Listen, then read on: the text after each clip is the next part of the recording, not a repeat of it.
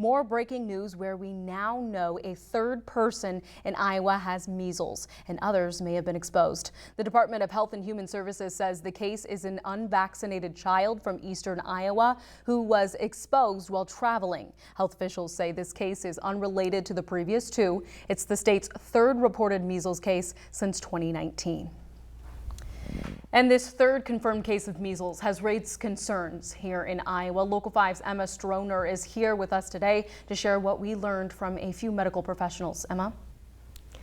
The most contagious disease, that's what State Medical Director Dr. Robert Cruz calls the measles. Today, we now know a third person, an unvaccinated child, has contracted the disease here in Iowa.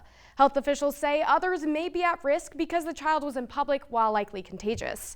I spoke with a few experts about worries these new cases rise. 3 cases of the measles reported in less than 3 weeks here in Iowa. 2 adults, 1 vaccinated and 1 not. And new today, an unvaccinated child also testing positive. Pediatric infectious disease specialist at Blink Children's Hospital, Dr. Joel Waddell, explains that why even though 1 case involves a vaccinated person, it's still important to get the shot. It can be confusing when you hear that a vaccinated person has now contracted measles. And so what I think is important to know is that the vaccine is not 100% effective. Pretty much no vaccine is.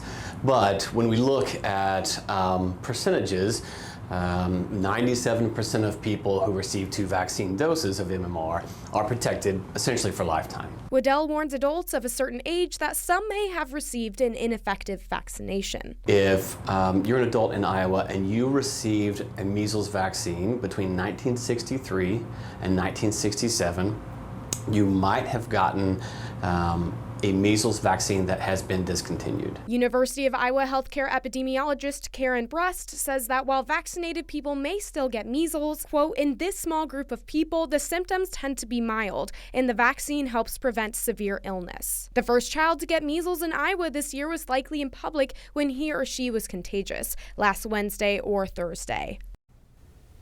Tonight, we're also learning Iowa HHS and local health officials have identified locations that were recently visited by those who tested positive for measles.